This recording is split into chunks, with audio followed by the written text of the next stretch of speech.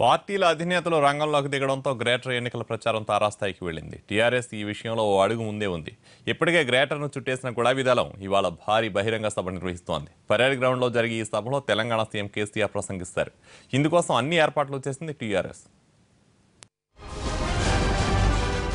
Greater ఎన్నికల ప్రచారంలో TRS దూసుకెళ్తోంది. ప్రచారానికి గడువు దగ్గర పట్టడంతో క్యాంపెయిన్ హీట్ ను మరింత పెంచిన టీఆర్ఎస్ పెరేడ్ గ్రౌండ్ లో భారీ బహిరంగ సభ నిర్వహిస్తోంది. ఈ సభలో సీఎం కేసీఆర్ ఏం చెప్తారన్నది ఇప్పుడు ఆసక్తిగా మారింది. ఇప్పటికే ప్రెస్ మీట్ లో కొన్ని అంశాలు చెప్పిన కేసీఆర్ ఇప్పటి వరకు ఏం చేశామన్నది, భవిష్యత్తులో ఏం చేస్తామన్నది వేదిక మీద నుంచి మరోసారి చెప్పనున్నారు. ఇప్పుడు చేపట్టినటువంటి ప్రణాళిక, భవిష్యత్తులో ఏం చేయబోతున్నాం అనేటువంటిదే చాలా స్పష్టంగా రేపు ముఖ్యమంత్రి గారు మెసేజ్ ఇవ్వడం జరుగుతుంది.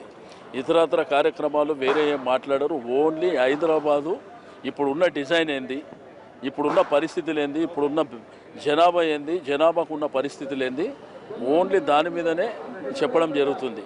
ఇగో మేము ఇది చేసినాం, రేపు ఈ హైదరాబాద్ని రాబో 3-4 సంవత్సరాలల్లో ఏ విధంగా హైదరాబాద్ని మార్చబోతున్నాం అనేటువంటిది, ప్రజలకు ఇన్కన్వీనియన్స్ కాకుండా ఏం చర్యలు తీసుకుంటున్నాం అనేటువంటిదే రేపు చెప్పడం జరుగుతుంది. బహిరంగ సభ కోసం 150 డివిజన్ల నుంచి భారీగా జన సమీకరణ చేస్తోంది టీఆర్ఎస్.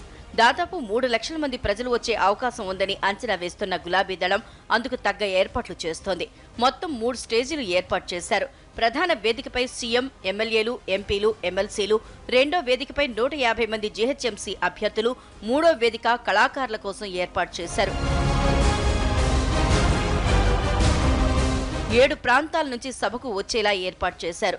ఎల్బీ నగర్ నుంచి వచ్చే వాహనాలకు లాలాగూడలోని రైల్వే గ్రౌండ్లోనూ, చిలకలగూడ, ఆర్టీసీ క్రాస్ రోడ్స్ ప్రాంతాల నుంచి వచ్చే వారికి రైల్వే డిగ్రీ కాలేజీలో పార్కింగ్ చేశారు.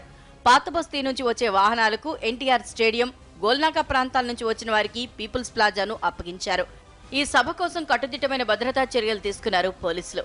గ్రౌండ్ పరిసర ప్రాంతాలన్నీ నిత్యం రద్దీ ఎక్కువగా ఉండే ప్రాంతాలు కావడంతో అదనపు బలగాల్ని ఏర్పాటు చేశారు.